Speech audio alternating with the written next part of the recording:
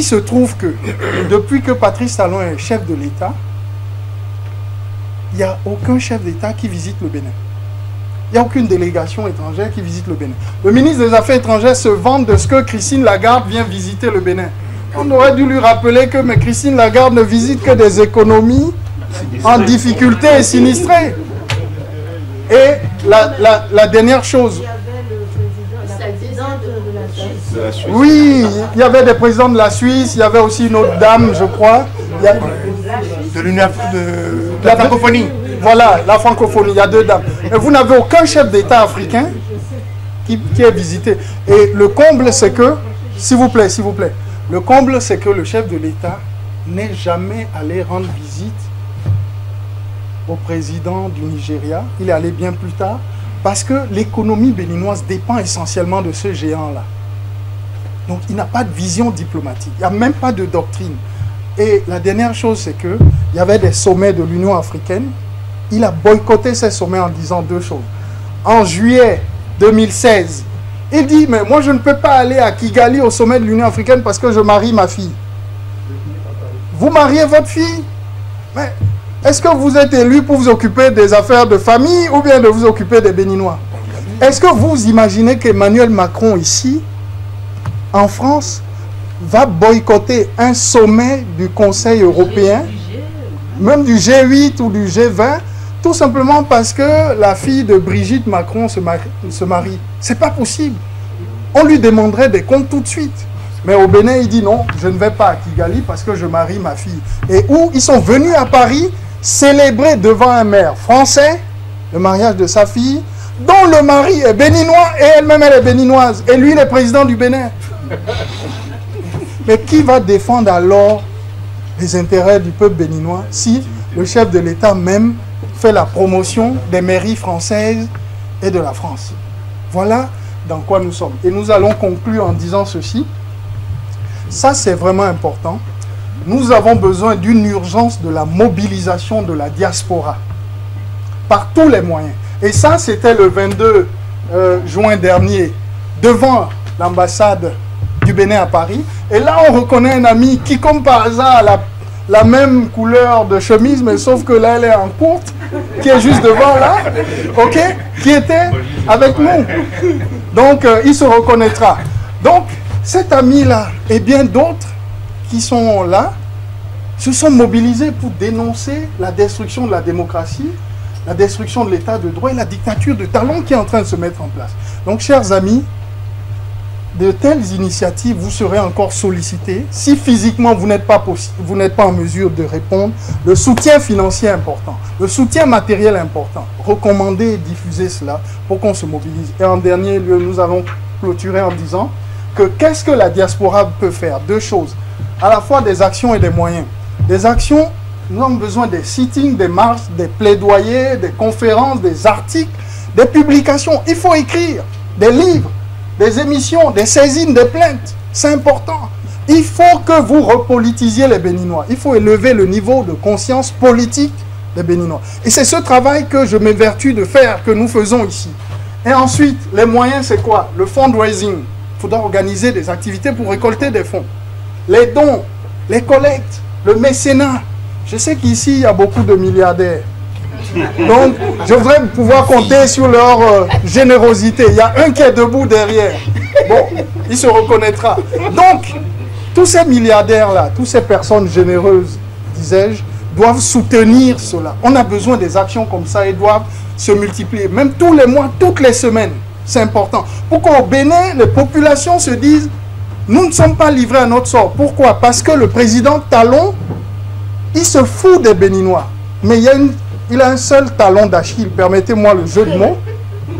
Il a un seul talon d'Achille, c'est qu'il se préoccupe beaucoup de son image en France et à l'international. Parce que quasiment toutes les semaines, ou toutes les 2 semaines, il est en France.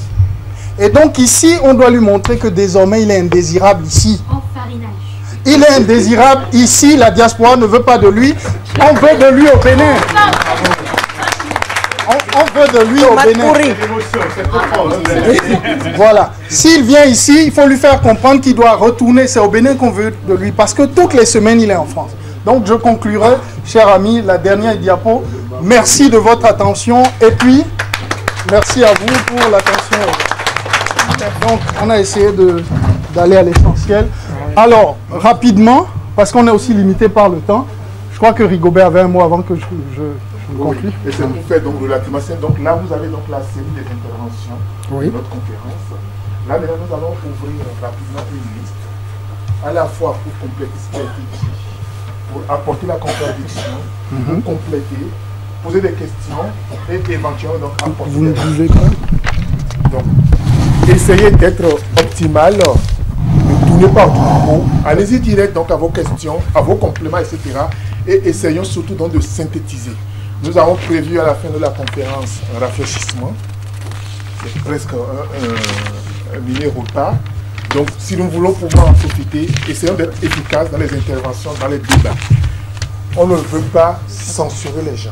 Essayons d'être efficaces pour permettre à tout le monde donc de pouvoir profiter de cette conférence. Sachez également que nous avons une série de forums WhatsApp qui nous permettent quotidiennement d'être informés. Aujourd'hui, nos compatriotes ont compris dans le pays que la moindre chose se passe.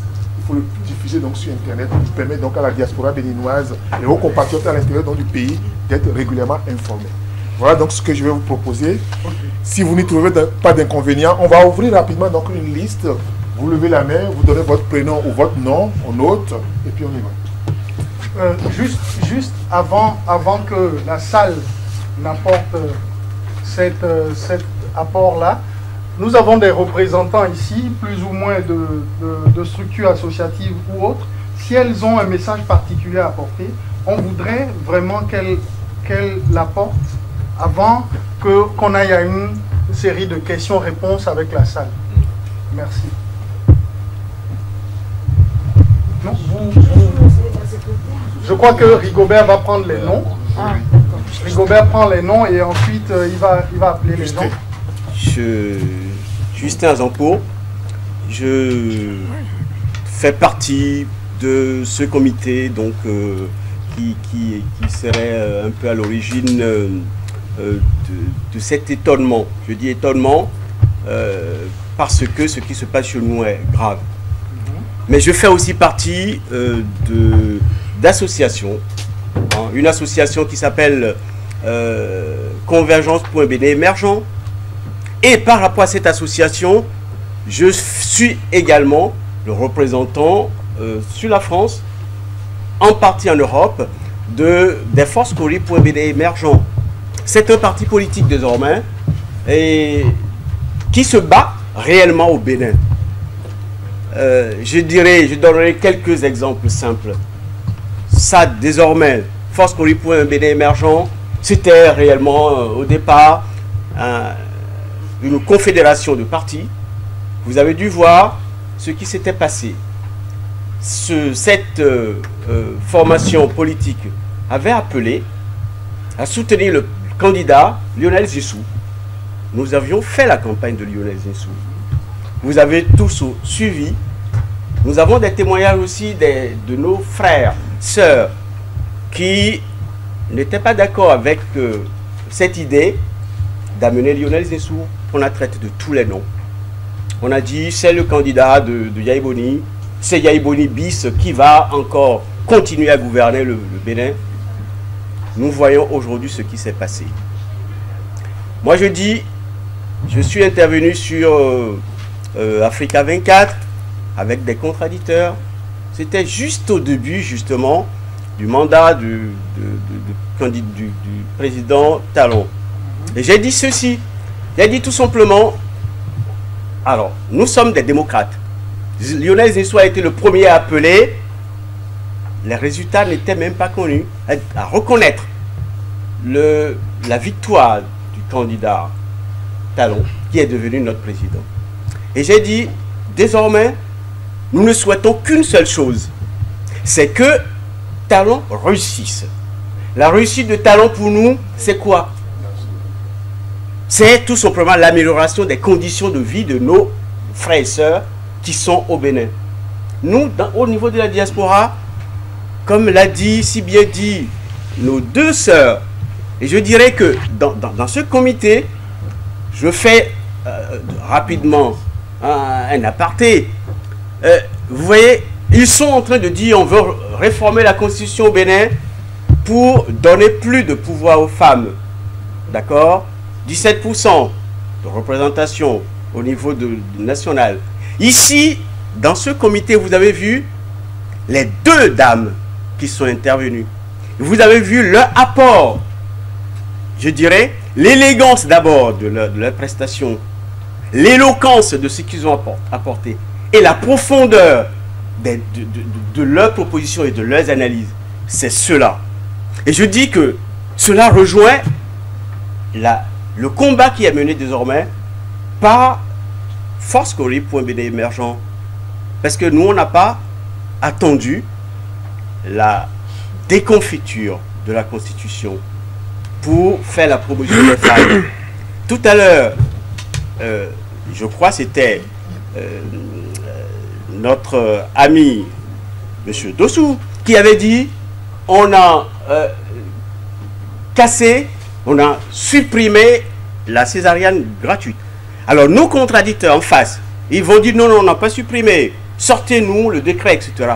Mais lorsque on constate que les subventions destinées justement à permettre ces subventions, lorsqu'on arrête de les attribuer, allez chercher où se trouve l'erreur. D'accord? Donc ce que moi je suis en train de vous dire là, cet après-midi, c'est que réellement, ForceCorée.BD émergent est dans l'opposition et est prêt partout où le besoin s'en faut à s'associer à toute disposition pour aider nos peuples à s'éveiller. C'est surtout ça, hein, le combat qui est désormais mené. Je crois que vous avez suivi sur les réseaux sociaux les interventions de l'honorable Djenotes, hein, Céleste, et qui a détruit, comment on peut dire cela, a déconstruit réellement la supercherie qu'on est en train de nous phagocyter, de nous préparer. On a mis les femmes devant en disant, on sait que les femmes votent énormément pour nos hommes au Bénin.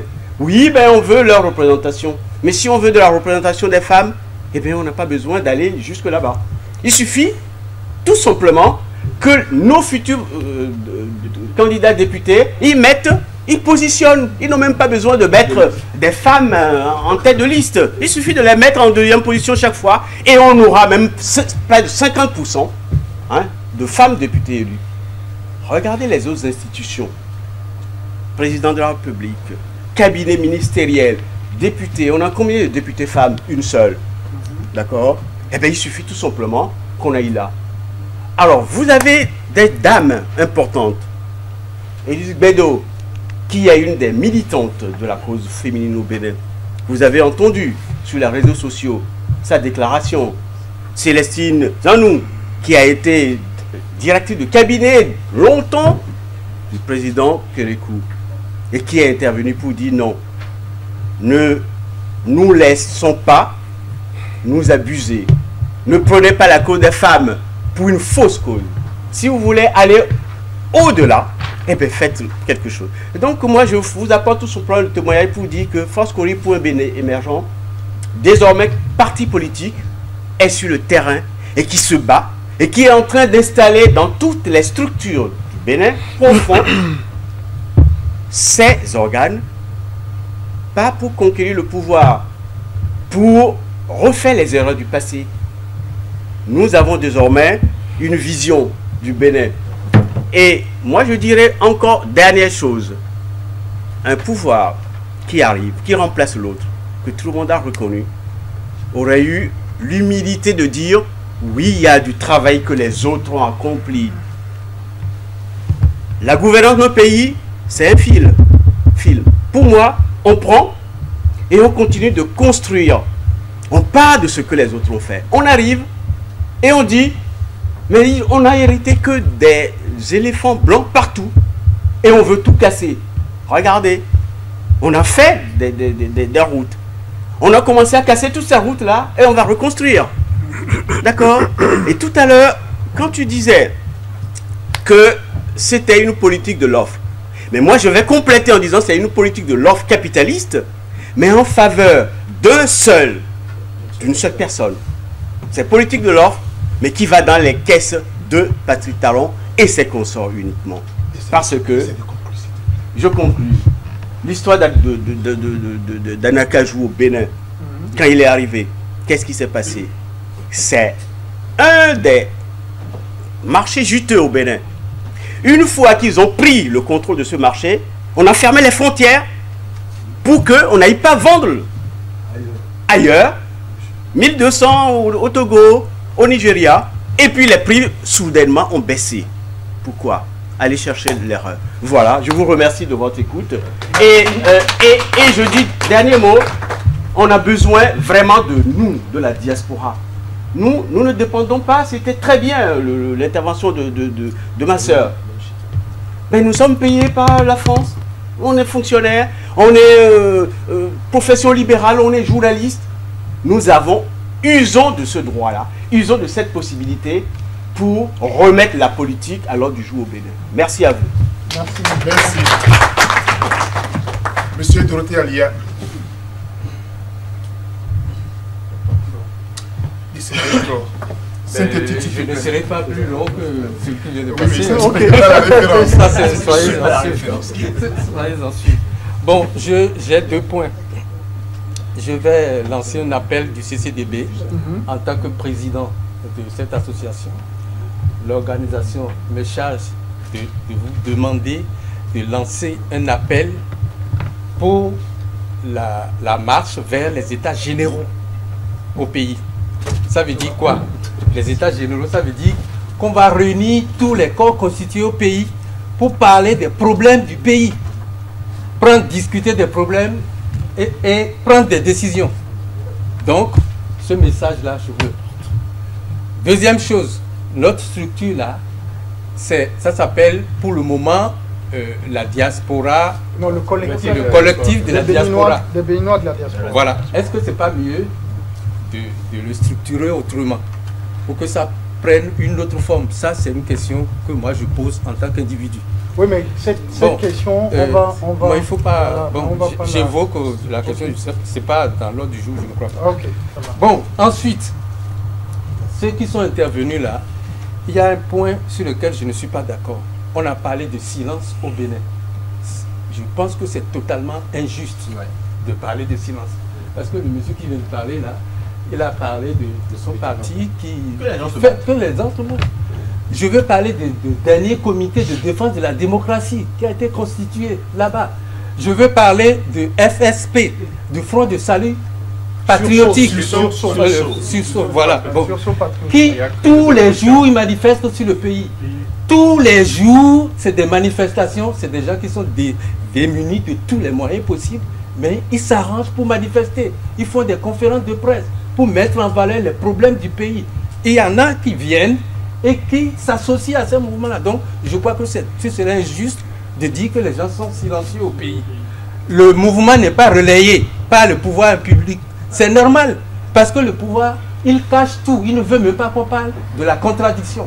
Avant de venir ici, j'ai un soutien formel de Talon qui était prévu pour venir ici. Mais quand il m'a vu après, il dit non, qu'il ne veut pas venir parce qu'il va être en colère. Il ne supporte pas la contradiction. Bon, si vous voulez confisquer la démocratie, c'est accepter la contradiction aussi. Écoutez ce que l'autre dit. Et les critiques forment. Si vous voulez avancer, il faut écouter les autres qui disent ce que vous faites, c'est pas bien. Or, ce que nous disons de Talon, comme on a dit au début, ce n'est pas Talon qui est visé. C'est sa politique qui est visée. Aucune base du développement n'est posée. Il s'inspire du capitalisme, de la France, de ce que fait la France, de tout. C'est comme ça, il débouche les gens et fait tout. Donc nous n'avons aucune base de développement du pays qui est posée. Donc là, en tant que quelqu'un de raisonnable, on ne peut que critiquer cela.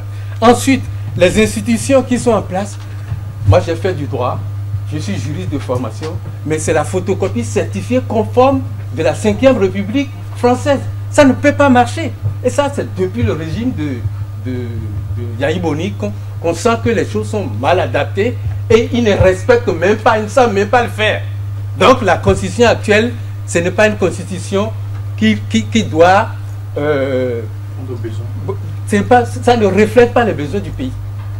Bon, ensuite, la question du droit de l'homme, je termine. Oui, mais voilà, la question du droit de l'homme. Essaie de conclure là. Oui, oui, je n'ai pas été encore très long. La question des droits de l'homme, il ne faut pas qu'on vise toujours ce qui se passe en Occident. Nous sommes des êtres humains. Il y a un article intéressant qui dit « Tous les hommes naissent libres et égaux en droit ». Ça, c'est vrai. Mais en dehors de ça, il n'y a pas que ça.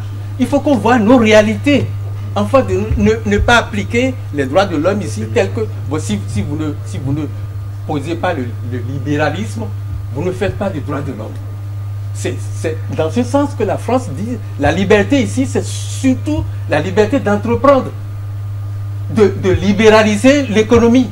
Nous n'avons pas besoin de ça chez nous. Réfléchissons nous-mêmes avec nos propres réalités et instaurons notre propre démocratie. Voilà. Merci beaucoup. Madame Eugénie de Sacrenom. Je remercie tout le monde. Et votre présence ici prouve que vous avez à cœur ce qui se passe au Bénin. Vous pouvez dire, c'est samedi, j'ai travaillé dans la semaine, je suis fatigué, je reste chez moi, je fais la sieste, je me repose, mais vous êtes déplacés. Vous êtes venus. Vous êtes venus pour une cause, pour une bonne cause. Alors je vais commencer par vous prévenir que vous n'êtes pas les seuls de la diaspora béninoise. Il y a une autre diaspora, celle liée à Talon et qui ne fait que ça, la propagande pour le chef d'État actuel. Donc il y a deux diasporas béninoises en France. Bon, en France ou en Europe, parce qu'il y a des gens qui sont venus aussi à l'extérieur du pays, il y a deux diasporas. Et je relie ça au mouvement des droits de l'homme. Dans tous les pays, il y a une association des droits de l'homme et ils se réunissent tous les ans en Autriche ou à Genève. C'est le seul pays, le Bénin, qui a deux droits de l'homme. Nous avons l'officiel qui est financé pour y aller et on finance aussi les droits de l'homme du CCDB que nous avons créé dans les années 80. Pourquoi? C'était la première fois que Kérékou venait ici et disait qu'il n'avait pas de détenus politiques. Et pour son arrivée, pour bien l'accueillir, nous, on a créé le CCDB, donc en 1981, et on avait la liste de tous les détenus politiques, leur nom, leur âge, leur lieu de détention et leur lieu d'arrestation. Tous les députés européens avaient la liste et tous les journalistes l'avaient. Donc quand il est descendu d'avion, les journalistes lui ont dit, mais monsieur le président, vous avez dit que vous n'avez pas de détenus politiques et on nous a distribué ces listes-là. Donc, les députés européens ont dit, s'il y a cette situation chez vous, nous, on ne peut pas vous donner de l'argent. Il n'a eu rien. Alors, il a donné l'ordre à l'ambassade qu'on ne nous donne aucun papier. On n'avait plus, pendant 12 ans, on a été interdit de séjour au Bénin, dans notre propre pays, pendant 12 ans. On n'avait pas de visa, on n'avait pas de renouvellement de passeport, on n'avait rien pendant 12 ans. Mais il fallait se battre. Et c'est ça qui a fait le chemin que nous trouvons aujourd'hui. C'est pour ça que je félicite tout le monde de se lever pour dire ce qui se passe au pays, c'est pas bien, il faut que ça change. Effectivement, si en 81 on n'avait pas fait ça, on ne serait pas là aujourd'hui. Hein. Donc, quelqu'un a dit tout à l'heure qu'il faut nouer une corde à la suite de l'autre. Les premières ont été tressées et il faut qu'on tresse à la suite. Et Giscard, parce que Kérékou s'est fâché, Giscard s'est chargé d'éliminer les opposants politiques ici. Et Kérékou lui a dit non, moi-même je m'en charge. Il a envoyé 2 missions pour liquidation physique des opposants. On a traversé cette période. Donc, nous sommes rentrés dans une phase maintenant où on dirait que l'histoire se répète. Et il ne faut pas que l'histoire se répète. Il ne faut pas que l'histoire se répète. Sinon, la dernière fois on s'est réunis à Paris, Olivier était venu et nous a fait un diapo. Au pays, j'ai su qu'ils ont transmis les photos des gens qui étaient venus. Or, j'avais fait une intervention pour dire que Patrice Talon ne peut faire peur à personne. Nous sommes des personnes aguerries. À partir du moment où vous décidez de vous battre, il faut aller jusqu'au bout et avoir l'honneur de votre propre force et être fier de votre décision. Et c'est ce qu'on a fait à la réunion où Olivier était venu. Nos photos sont là-bas. Nos photos sont là-bas et même les gens ont écouté la retransmission. Les gens qui ne savaient pas que j'étais à ce meeting ont dit qu'ils ont entendu, ils ont dit ça ne peut être que Eugénie. Bon, on vous a peut-être pas dit, je suis Eugénie Dossa-Kenom, l'une des fondatrices du CCDB en 1981. J'ai échappé 2 fois à la liquidation physique. 2 fois. Pendant 12 ans, j'ai été interdite de séjour au Bénin. Mais je continue à rentrer par nos frontières poreuses. Il faut trouver les moyens de contrer l'ennemi. Patrice Talon est venu sur notre base. On vous a démontré son serment et tout. Et là, il fait autre chose. Faut-il se taire et laisser faire? Non, il faut se lever. Et c'est ce que nous faisons.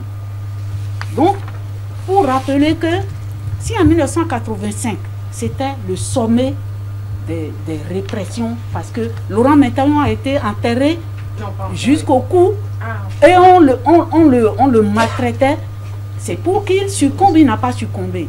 J'ai des amis, à un meeting qu'on a tenu en février, je crois, 2015, on avait le docteur Biao Afolabi. Il est décédé maintenant.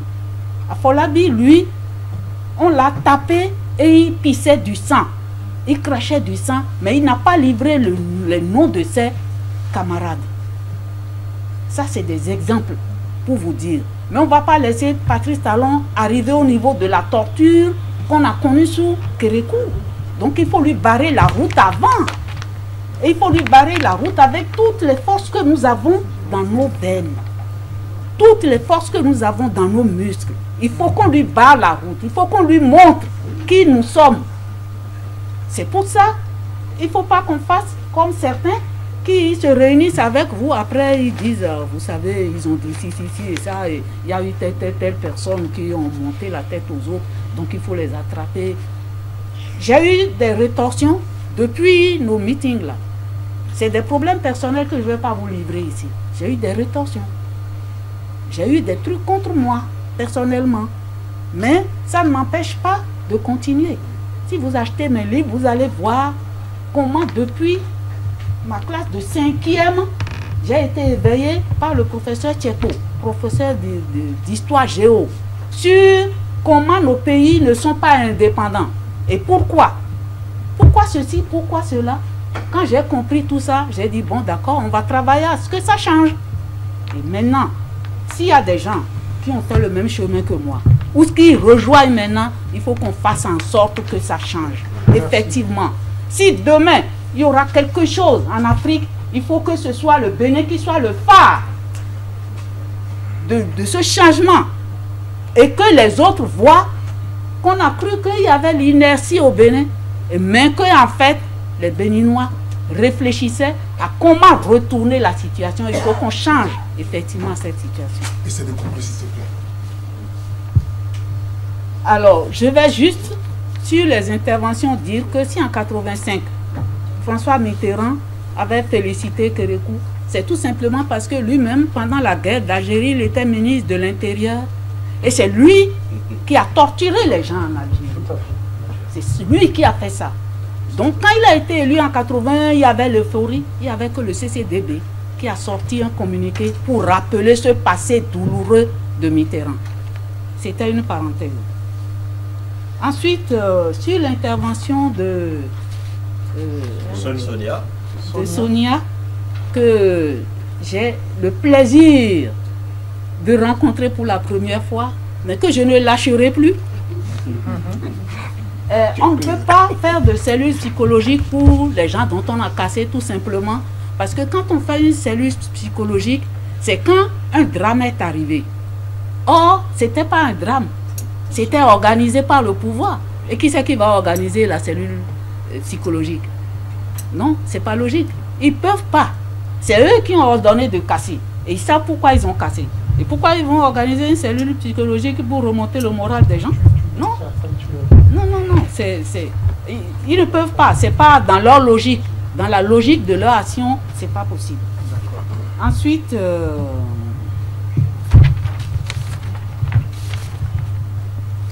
alors, je pense que c'est sur l'intervention, sur le silence, j'ai déjà répondu. Il y a pas de, quelqu'un a parlé.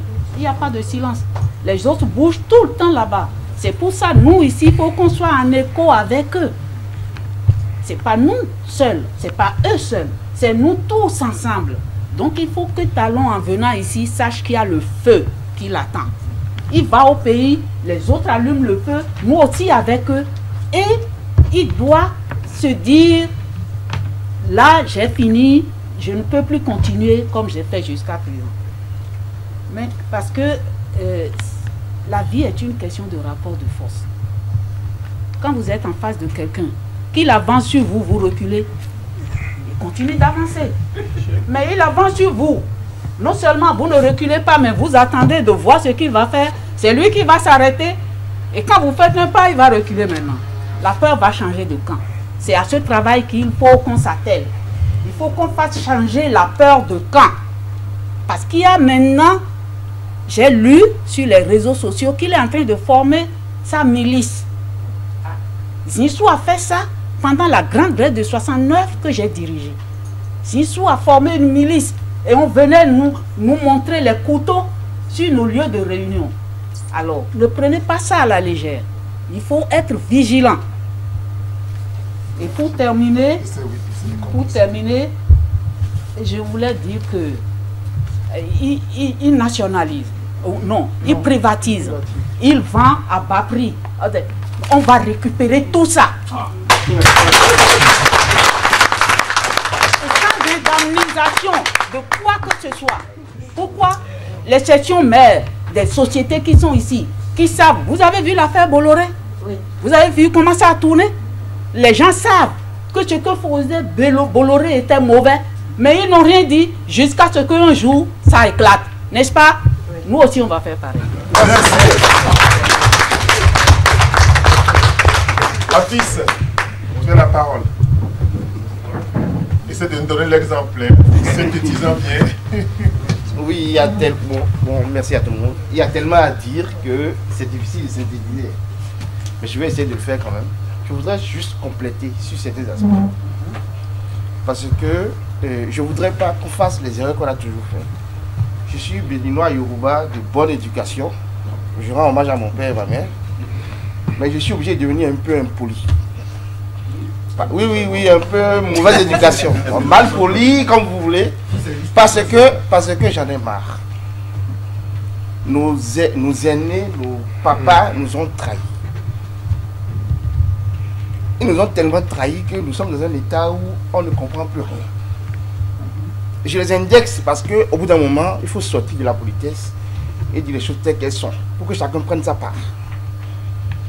Ils nous ont tellement légué quelque chose, on ne sait pas où est la tête, où est la queue. C'est dans le désordre complet. Et quand je commence par dire ça, c'est pour qu'ils se calment, qu'ils ne ramènent pas toute leur vieille science qui veut nous tenir à tout. Ils veulent nous tenir, je ne sais pas comment, dans leur couvent, avec leur science. Non. Il faut que les jeunes se rebellent. Parce que l'état des lieux est grave. Ça fait combien de temps que chacun essaye de militer, mais on n'aboutit à rien. Parce qu'ils sont encore là. Hein. Les Humbedi à Moussou, ils sont encore là, ils ont encore la parole, ils ont les voitures, ils ont les militants, ils ont les billets. Il faut une vraie révolution. Ce n'est pas simplement quelques messages sur WhatsApp, quelques, grands frères. Non, il faut leur dire de dégager. On en a marre. Ils ont failli. Ils ont failli de manière grave. Pourquoi? Parce que 1960. Moi, je ne veux pas revenir en arrière. Ça va être trop long. 1960, prenons le départ là-bas. Indépendance. On sait maintenant qu'on n'est pas indépendant. Je ne veux pas revenir parce que ça va prendre trop de temps. On sait qu'on n'est pas indépendant. Ceux qui ont eu l'indépendance devraient nous dire on a eu ça, il reste ça. Ils ne l'ont pas fait. Ils nous ont fait croire qu'on était indépendants. Il a fallu découvrir par nous-mêmes et pas à l'école. Hein. par d'autres moyens qu'on n'était pas indépendant. Bon. Après, on avance. On arrive à la conférence nationale. Après, il y en a aujourd'hui au Bénin qui veulent célébrer Kékou. Ils ont oublié tout ce que Kékou a fait. Ils veulent même célébrer Kékou. Il y a des partisans de Kékou, oui, il était bon, tout ça. Moi, je ne sais pas. De ce que j'ai lu, excusez-moi, il y a au moins matière à discussion. Donc, on évacue ça. On a fait conférence nationale. Dans quel état? Mais la suite de la conférence nationale, ça a été quoi? Ils se sont partagés les postes, ils ont fait le truc, ils se sont renversés, ils ont ramené Kékou, et sans technique, on ne sait pas trop s'il avait raison ou pas. On lui a donné amnistie, mais on le ramène. Ils ont fait comme ils veulent. On se retrouve maintenant avec Yahi Boni, qu'on ne connaît pas. Les partis politiques ont failli, ils ont failli comme pas possible. On se retrouve avec Yahi Boni, qu'on ne connaît pas. Il a changement, émergence, tout ça. Et dans Ivor, je ne sais pas quoi là. Bon, bref. Il y a toutes les affaires là. Il y a une liste de ribambelle d'affaires là. Et aujourd'hui, on voit encore des gens dire que Yahi Boni a bien fait, mieux fait que Talon. On ne veut pas se niveler par le bas. Je ne sais pas ce qu'ils veulent revendiquer, mais on ne veut pas se niveler par le bas. C'est pour ça que j'ai dit que je suis obligé de synthétiser. En gros, pour moi, les problèmes que nous avons dépassent le Bénin. Ce n'est pas que le Bénin. Si on s'attelle à se concentrer sur la dame de Bouilly, quand on aura fini de résoudre ce problème, on va se rendre compte que malgré la dame de Bouilly, on n'y est pas. Il faut dépasser le Bénin. Il y a des problèmes d'ordre géostratégique, géopolitique, qui font que même si on résout les problèmes des Béninois en interne là, ça ne va pas résoudre grand chose. Alors ce que je voudrais dire, c'est qu'il y a le militantisme de base là, organisation, société civile, tout ça là, c'est bien. Mais il faut que des gens qui sont capables investissent les partis politiques pour pouvoir être en mesure d'agir. On ne se contente pas de protester, quoi. Il faut entrer dans les partis politiques, il faut créer des partis politiques si vous voulez, mais il faut être en mesure d'agir, quoi. D'une part. Et d'autre part, il faut que ceux qui sont capables se réunissent ensemble pour réfléchir géostratégiquement. On veut des stratégies pour sortir nos pays de l'ONIS. C'est-à-dire qu'on ne veut pas partager 100 francs, ça ne nous suffit pas. Il faut aller chercher 10 000 francs. Et ça ne se fait pas seulement avec les histoires de goudron ou de dame de bouillie. Là. Il faut que ceux qui sont capables se réunissent pour que le Bénin n'ait pas 100 francs à partager, mais 10 000. Merci. Merci. Merci. Alors, Bouka. Oui. Il y a Karim d'abord. Non, c'est Karim, c'est après. Oui, oui. On va Moukaram. demander aux gens Essayons donc d'être synthétiques, s'il vous plaît. Bonjour, moi c'est Moukaram, je suis analyste financier. Je vais juste me permettre en fait pour intervenir en complément, d'abord en complément de ce que Olivier Dosso a dit. Il a prononcé certains thèmes qui ont attiré mon attention en fait. Il a parlé de Standard & Poor's, du FMI et il a parlé de données macroéconomiques. Alors il faut comprendre une chose. Aujourd'hui, Standard & Poor's donne une note au Bénin, voilà, que le gouvernement agite pour dire voilà tout va bien. Standard & Poor's, il donne des notes de crédibilité et ce qu'on appelle de credit en anglais, c'est-à-dire c'est un peu comme la crédibilité pour que vous puissiez aller emprunter de l'argent. Mais c'est très important.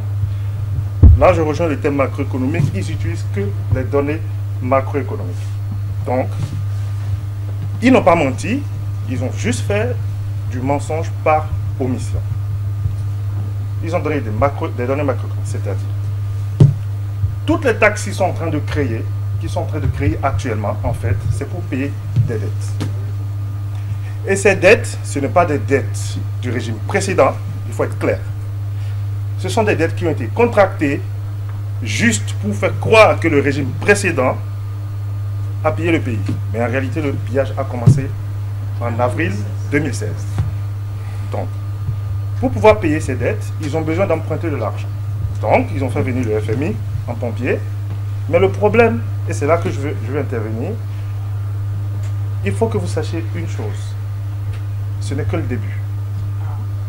Parce que lorsque le FMI intervient, lorsque vous avez des dettes aussi colossales à payer, ça se paye sur des années, voire des décennies. Donc, je vais leur emprunter leur thème, serrer les ceintures, battons-nous pour pouvoir les... Attendez, il faut les serrer un peu plus pour se battre et pouvoir les desserrer. Parce que si on reste comme ça, ah bah, c'est mort. Donc, ce que moi je voudrais dire, tout simplement, c'est que avant, on avait l'impression, je me substitue, hein, j'ose intervenir pour pallier un petit malentendu. Quand ils ont parlé de silence, ce n'est pas le silence en tant que... J'ose penser qu'ils ne voulaient pas dire silence en tant que tel. Les gens se battent, c'est vrai. Mais le silence dont on parle, c'est un silence psychologique. Les gens ont l'habitude de dire que les Béninois, c'est des peureux. C'est de ça que je pense qu'on doit parler. Si nous avons peur, il faut savoir que nous sommes déjà morts. Nous ne pouvons pas avoir peur. De toute façon, la mort, ça fait partie de l'existence d'un être humain. Donc, chacun de nous, ça doit passer par la sensibilisation, la moralisation, l'éducation. Nous devons pouvoir appeler nos gens au pays, où qu'ils soient. N'ayez pas peur de leur expliquer, parce que je peux vous assurer, je viens du Bénin. Si vous allez à Cotonou, je peux vous assurer que plus de la moitié des Cotonois ne savent même pas ce qui se passe au Bénin. Ils savent juste qu'ils ont faim et point, ça s'arrête là. Donc attention, le danger est juste derrière, parce que s'ils ne savent que ça, le jour où il y aura les élections ou que les gens vont venir distribuer l'argent, ils risquent d'y croire encore. Donc le travail, il commence maintenant. C'est la sensibilisation. Il faut appeler. N'ayez pas peur. S'ils ont voté pour Talon récemment, c'est pas grave. Parlez-leur. Ils ont compris la leçon. Maintenant, il faut leur expliquer pourquoi ça s'est passé comme ça, pour qu'ils puissent, la prochaine fois, voter correctement. Parce que si vous vous dites, bon, vous pouvez signer, et là comprendre. Non, c'est pas ça. Ils ont fait, mais s'ils ne comprennent pas, ils vont refaire l'erreur. Donc, ne nous arrêtons pas, ne nous battons pas justement en disant, ouais, c'est bien ce qu'on fait, c'est très important, c'est obligatoire. On doit se mobiliser, on ne peut pas avoir peur. La peur changera de camp forcément, comme vous l'avez dit, madame. Et surtout, nous devons sensibiliser nos frères et sœurs. Nous devons parler, nous devons discuter, à part les meetings, à part les réseaux sociaux. Il faut expliquer. Nous devons entrer dans un processus de pédagogie profond qui doit passer par l'éducation des nôtres et de nous-mêmes. Parce qu'entre nous déjà, il y a des désaccords. On doit pas venir à s'accorder et savoir comment se battre. Je vous remercie. Merci. Vous êtes sur JMTV+. Merci à JMTV+. Continuez de donner la parole à ceux à qui on la refuse.